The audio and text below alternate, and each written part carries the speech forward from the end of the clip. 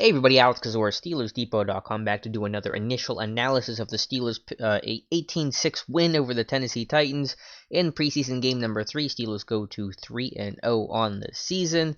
And yeah, this is the tune-up game, the game where the starters play, and it really couldn't have gone much better even if you try to draw it up. This was, I thought, a really good performance across the board, special teams, offense, and defense. Seemingly pretty good on the health front. It's always good when your starting quarterback doesn't get touched at all, and it seems like some of the injuries that did happen in game to Sean Davis, Bud Dupree, appear to be relatively minor. Davis told the media, and now players talking about injuries doesn't always mean everything, but Davis seemed to downplay his ankle injury. Bud Dupree was a thumb, which is unfortunate for him, but I'm guessing that's not going to be super serious. It's going to keep him out of week 1 at Foxborough. So let's jump into what happened on Sunday night, because there's a lot to talk about, and thankfully, most of it is on the good side. As usual, we will go through things position by position, starting with the quarterbacks. Ben was stellar, hurt by some drops early on. Vance had one on a would-be first down. Juju kind of let one that was low, but still went through his hands. But once they got going, connects with Juju on a little post route for a 15, 20-yard touchdown, whatever it was, to beat the cornerback. No safety over the top. I don't know if it was the intention or just eventually the Titans changing things up. I know there's not a ton of scheming and game planning, but more in this game, of course, than any other game. But Steelers really started this game off with a very horizontal mindset in terms of the route concepts, a lot of stuff underneath. And then eventually, I think Tennessee started cheating their safeties down and rolling their guys down to cover some of the crosses and mesh routes and stuff like that. And that allowed guys like Juju to win over the top without safety help. James Washington a little bit later to win over the top, no safety help. So it just felt like you're able to be patient, wait for your moments. Once the Titans started to get aggressive, stopped wanting to give up the dink and dunk and underneath throws, you're able to then exploit the Titans over the top. So that was nice to see from just kind of results standpoint, the way you scheme it and just being patient as an offense to wait for the chances to be there and then execute as they became available. Ben was great. Offense line did a great job to protect him, so good stuff there. Mason Rudolph came in as the second quarterback to relieve Ben, and I thought he was solid. Obviously, the touchdown to James Washington was a nice catch by him, but able to take that calculated chance. And yeah, Rudolph will take the chance when it's open. He doesn't pass up on those, even though he had been a little more conservative than some of the other quarterbacks that can often be dictated by coverage. Now, the interception was unfortunate. I'm pretty sure that was a lot more on Washington than it was on Rudolph. Washington sat down against man coverage instead of running an out route and getting to the sidelines, and that created the miscommunication and created the turnover. So I'm 90% sure that's on Washington and not on Rudolph. I think that was the right read based on the coverage and where Rudolph threw it, and then Washington just kind of misreading what the coverage was and his rules against man coverage. You want to run versus man, you want to sit versus zone. Washington sat versus man, and that created the problem there. But Rudolph, good overall. Josh Dobbs, we talk about Josh Dobbs, and obviously I think a lot of Steeler fans, because they're enamored with Devlin Hodges, just want to kind of cast Dobbs aside, and we'll get to his issues here in a second. But the guy can legitimately make some really impressive plays. His mobility allows him to make plays that simply no other quarterback on this roster can do. So the challenge that Tomlin won, which is funny enough to him finally won a challenge to Trey Griffey, was just the play of Dobbs at his zenith, at his peak. To escape the rush, impossible situation, two guys right on his tail. Be able to step out of a would-be sack and then make a strong, accurate throw to his left. Don't forget that part for Griffey for the first down in a big 20, 25-yard play.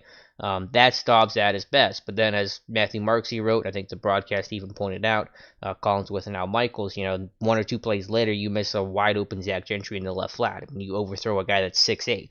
So it's just that the highs to highs with Dobbs making that throw to Griffey, then your lows to lows, just missing an easy throw to the flat to your 6'8" tight end. Then, of course, at the end of the game, the interception that got tipped. Could have been caught by Gentry. Yeah, it was off his hands. That's a play that I'm sure Gentry will say he's got to make, and he probably does. But Dobbs still throwing it a little bit high, then just turning the ball over in the red zone. And then Tomlin, who was pretty reserved in his post-game presser, the whole "we'll have to check the tape" mantra, brought that up when asked about his quarterback play, just saying, Dobbs can't turn the ball over there. Absolutely can't. This offense had too many red zone turnovers last year. We know that was an impact for sure. So again, you're seeing more and more separation in that number 2 battle between Rudolph and Dobbs, and certainly the edge clearly right now I think is to Rudolph. I saw him begin to separate himself after the Chiefs game last week, and then again I think he's taken another step to separate himself from Josh Dobbs this week. So that battle, I'm not gonna 100% say that it's over, but it's getting pretty close, I think at least. And then Devin Hodges did not play, a bummer, but 4 quarterbacks to get in one game is going to be tough to do. I don't know how many practice reps he got being part of the game plan. That's probably tough to do because this was your simulation week, so Ben's going to practice more than usual and be part of that game plan. So I hope Hodges can start against the Panthers. I think it'd be a good situation to put him in, just kind of see how he reacts to that, give him a boatload of playing time. But we'll see what the Steelers' MO is here in a short week for the finale against Carolina. In the run game, James Conner ran well, averaged over 8 yards per carry, ran hard, made corners miss in open space. You're running back in the NFL. You better make corners miss when you're one-on-one. And he juked Dory Jackson for a 21-yard gain down the right side, caught 2 passes, pass protection good, just checking all those boxes we saw from him last year. The transformation he's been able to make with his body type and being faster and being just quicker in general with the experience that playing second, third years guys get to enjoy, just kind of knowing what to do, reading things quicker, picking up blitzes and stuff like that. So good stuff across the board for James Conner. Jalen Samuels is kind of going through the same thing right now, being a second-year guy. Thought really impressive for him was that busted play, supposed to be was Foster pulling, gap play to the right. It's blown up. I think DeCastro missed this block or D-tackle, knife through, something happened on that one, and so Samuels has to go to his left away from the play and ends up getting a good gain out of it. So he has the speed and kind of the explosiveness to make something out of nothing, whereas last year that would have been a 4-yard loss. It turns into whatever it was, a 7 or 8 yard gain. So nice stuff from him. But Conner definitely dominated the first team reps and is going to be clearly the guy in the backfield for the Steelers this year. Samuels will have a role, potentially a number 3, could have a very small role of things, but Conner's going to be your 70-75% snap count guy for sure, and his play proves that. The guy can do it all. He's not going to limit you schematically. Ben trusts him, coaches trust him. As long as he cuts down on the fumbles, he'll be good to go. Rest of the group didn't do a whole lot. Benny Snell didn't play. Trey Edmonds got some work as a number 3, even a short yardage carry. Malik Williams, Trayvon McMillan came in late, but not a whole lot to note there. With the receivers, obviously James Washington, another big play. He's got a 40-yard catch in all 3 games this year. He's averaging over 22.5 yards per reception, so he's making the big plays downfield. So continue to see the tracking, ability to separate, finish the play, all really good things in his favor. Ryan Switzer did seem to run over Eli Rogers in the slot to start things off. How much does that matter? Doesn't hurt if you're Switzer, but it is always hard to gauge. We'll have to see exactly what the snap count was and what the rotation was, but something to note there. Not a whole lot to talk about for the rest of the group. Juju got really good separation on that post route for the touchdown, selling that route to the outside, crossing the corner's face, good angle, finish the play, get your feet in bounds on a slick field. So good stuff from Juju, but that's just typical Juju stuff at this point. The rest of the group didn't really do a whole lot. Deontay Spencer had a 29-yard was that a carry, I believe, that he had on a end around, I think. Showed some open field speed there, but has not done really anything as a receiver so far. And then Johnny Holton, kind of a down performance from him. Didn't start as a gunner. It was Artie Burns and Justin Lane getting the work there to kick things off. Holton did get work as a gunner later in the game, forced a fair catch, but that was good to see from that aspect. But as a receiver, 2 targets downfield. Both of them caught, but both of them out of bounds. And one was an offensive pass interference. So didn't see enough from Spencer nor Holton to make me think that they're going to overtake Switzer or Eli Rogers. Switzer's spot could be a little more solid than Eli. I've kind of gone back and forth on that, but regardless, I think they're keeping 6. I think Switzer and Eli are the last 2, and Deontay Johnson didn't play, and he definitely has the makings of somebody that's going to be inactive on week 1. Probably just too many missed reps, too much missed practice time for him to get a hat over a guy like Switzer or Eli, especially Eli. Switzer's going to be active because he'll be your starting kick and punt returner, so of course he's going to be up, and Eli has more experience, been around this more trust in him. So Deontay Johnson looking like a guy that's going to have to catch up during the year, and definitely is going to have very limited, if any, playing time to start. The tight ends, fans had a drop, and that was about it. That's all to note there. Good to see Gentry get out there and play. We'll see if they want to make a move at tight end. I think I'll have an article later in the week about some targets I would look after at tight end, maybe some other positions, but also one trade proposal if health and stuff goes well. It's got a health contingent right now. The player I have in mind to potentially trade for, but we'll see that later in the week. But yeah, Gentry got out there. Grimble played. I don't know if Scarlett Williamson did. I didn't see him, but I could have missed him. So I remember seeing Kevin Rader, and that was all I remember from the backup. So and of course Gentry. So we'll have to see the tape on those guys. I'm sure they played a lot, and if Scotty didn't play, then that really is unfortunate for him. But I think really either way, he's pretty much just going to go back to the practice squad as the exempt player. Offensive line did well, did their job. Pouncey had a great game. I mean, what more can you say about the starters? Ben didn't get hit, no sacks on the night, 2 quarterback hits. And any penalties? Maybe one penalty. I can't quite remember right now. But line top to bottom did well. Don't have a whole lot of negatives to note on that. Just I think it overall good clean game for playing on the road in the rain, that all that stuff. So good job all around for the offensive line. And Pouncey, I thought, had a particularly good game. So just happy to see he's over that injury, and obviously he's good to go. Defensive line, they dominated. I mean, they just crushed the Titans front 5. 7 sacks on the night for the defense as a whole. 2 it had? 2. Hayward had 1. Hargrave got some pressure. I mean, they just were rocking it. So, I mean, not that it's a surprise, but you just like to see that in action. It's been a while since you've seen this group come together for a game. Obviously, Hayward played a little bit last week, but played obviously a lot more tonight. And you just saw him get after it. Then the effort and the just the motor and the hustle these guys show. Hayward just taking down a running back on a screen on 3rd and 17 in a preseason game. I mean, that's just stuff that's just special, man. It's just that motor, the effort, the down-to-down consistency you get from someone like a Cam Hayward or Javon Hargrave, and hopefully Tua can get there too. It's just really impressive. So that group works as hard as anybody, and they don't have to. I mean, you could take that play off and really no one would bat an eye, but they know if they're taking that play off, and that's a standard they set, and that's a standard they keep. So that's just really impressive. Backups didn't see a whole lot. Bugs, I think, had a minor injury. I don't know if Tomlin noted it in the post game. I think it is minor, so I'm not too worried about that. But didn't see a whole lot from him, but it is hard to see some of those trench guys. Dan McCullers, good game from him. Really clogged up the run, got at least 1 quarterback pressure, almost had a sack on Logan Woodside. So good stuff from Big Dan. Definitely improvement the last 2 years, but even last year to this year, I've seen additional improvement. Just again, consistency with him. That was always the biggest issue. Out of 10 plays, you might get 1 or 2 in the past that were good from Big Dan. The rest of the 8 would be just terrible or average at best. So you're seeing a lot more consistency in his game. I do appreciate that. You don't have to love the guy. I used to be one of his harshest critics, but if you can't recognize the improvement he's shown, then you're just lying to yourself because it's out there. And so props to him from that. Linebackers, Tuzar Skipper is going to be the talk of the town for sure. Another sack fumble, making plays in the run game.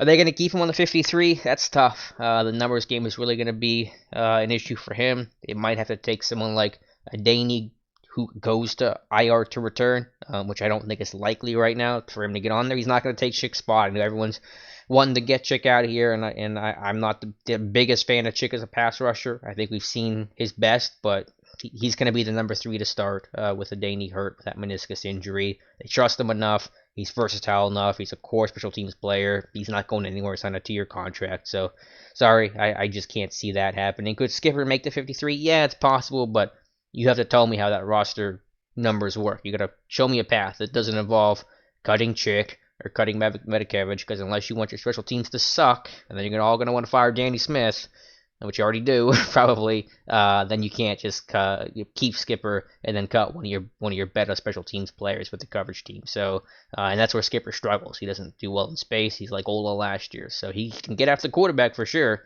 But I'm still seeing practice squad for him right now, unless you did something like keeping 8 offensive linemen. It's probably your most likely scenario if you really wanted to add someone like Tuzar Skipper on your 53. Rest of the group did well. Bud Dupree showing power. We've got an article on him that's either up or will be up soon, showing his power. So hopefully that thumb injury is minor, but good job from him. I think him being healthy, not having the elbow and the pec injuries he's dealt with the last 2 or 3 seasons, has allowed him to really show power, convert speed to power better than he ever has in the past. Hopefully that continues, but nice start for Bud Dupree. Sutton Smith did play, didn't get a good look at his tape, but I'm glad he was out there. Just first NFL action, that's just big to just be able to get some snaps, get some tape, and then get a lot of burn in the preseason finale, which I'm sure that he will do. Inside linebackers, Devin Bush got the start, him and Mark Barron. Vince Williams came in. I'll have to see how the rotation went with that. Bush played well. Thought all 3 were fine. I don't have any particular notes, but Bush making impact plays. Had an early tackle in the run game for a loss. He came in unblocked, but hey, fill your gap for the B gap there and make the play. That's your job. He did it. So happy to see that. Defense seemed to be in good communication. No one out of position. So hopefully Bush had a role in that. I'm sure that he did. But playing on the road for the first time was a good test for him. Now, actually, really, home games are almost harder for the defense in terms of communication when you're the home team because when the opposing offense is on the field, that's when the crowd gets loud. So home games, it's louder because if you're on the road and the opposing offense is out there, like the Titans' offense was tonight, crowd's quiet. They're not going to be loud and make noise for their own home offense. So the defense actually has probably a tougher time at home at Heinz Field than they would on the road. But still, different environment, new place. How do you react to all that stuff? Stay focused and all that is definitely a challenge. And it seems like he dealt with it well. But we'll have to maybe get some confirmation, or Tom will get asked about that later in the week. Cornerbacks, already Burns started. Joe Hayden's still out, but Hayden's going to be fine for week 1. There's no doubt in my mind about that. Burns didn't have a great game. Lane didn't have a great game. Some in-breaking routes that weren't well covered. I don't know what the coverage was. Sometimes those things play a factor, but I don't think either of them were terrible. Lane did have a breakup on a free play on a go ball down the left sideline later in the game. Mike Hilton's got really good timing. Cam Sutton got work in. That kind of transitions well to the safety group. We talk about someone like Cam Kelly. I mean, let's assume that Sean Davis is good for week 1, which is probably a safe bet right now. Cam Kelly's still going to have a role. It could be in dime, could be some big nickel stuff, but he played well, forced a fumble, a couple tackles. They like his versatility, they like the ball skills, the physicality, finished the play. Defense has forced a ton of fumbles this year. They're up to 7, I think, in 3 preseason games. Should have really had an ace. Marcus Allen definitely forced a fumble there that I don't know if it was inconclusive or no clear recovery, whatever the issue was in the second half. So Cam Kelly's definitely going to have a role, certainly making the team, no doubt about that at this point. But impressive for Cam Kelly. Keith Butler wants versatility. He wants guys that can be chess pieces, move all over the field, and Cam Kelly certainly can. So you could definitely see him. Cam Sutton all have roles in some form or fashion this year. Rest of the safeties, Terrell Edmonds had a good game. You're seeing the processing, him read, react, finish, be more physical, play to the athleticism that got him drafted, the 4.45, 4.47 player that he was, and the freak athlete that he tested. I think he's able to really match that because he knows what he's doing. He's not deer in the headlights, and he's able to process and read without thinking, and that's huge for him. So seeing a lot of progression there, really happy about him. I think Terrell Edmonds is going to have a huge year in 2019. I'll say it, a huge year in 2019. Rest of the team, Marcus Allen again did well. Happy with his improvement. He's really ascending and kind of think hitting his stride right now at a really crucial time. So he continues to make a push for the 53. Special teams, Chris Boswell did well. The punters did a nice job. Jordan Berry and Ian Berryman. And that was about it. Return game, Switzer got the look early. Obviously, he's projected to be your starting kick and punt returner. Didn't do a whole lot. One or two decent punt returns there. I think Dante Spencer got some work a little bit later. Not a whole lot doing for him, but pretty clean game overall. 7 sacks. Didn't turn the ball over a ton. Well, I guess he had 2 picks, but they were a little fluky, miscommunication. I thought it wasn't a sloppy game from the Steelers, which in a rainy environment on the road, young guys could be really kind of ugly. And I thought they played a relative clean game. I think cleaner than what Tennessee did. So overall, I'm happy. 3-0 on the year. Things looking good right now. It's just preseason. We'll forget about this stuff pretty quickly, but you're out of this preseason pretty healthy with improvement from the guys that you wanted to see improvement from. Getting contributions from the rookie class, especially a first-round pick. Happy with where things are at. So let me know your thoughts on this game. Steelers will take on Carolina this week to round out the preseason, and then cuts will follow right after that. So it's going to get pretty busy coming up football-wise to get ready for Week 1, September 8th, Sunday night against New England Patriots. Let me know your thoughts, whether you are listening on YouTube. Follow me on Steelers Depot or on Twitter at Alex_Kazor. Thank you so much for listening, and we will talk to you soon.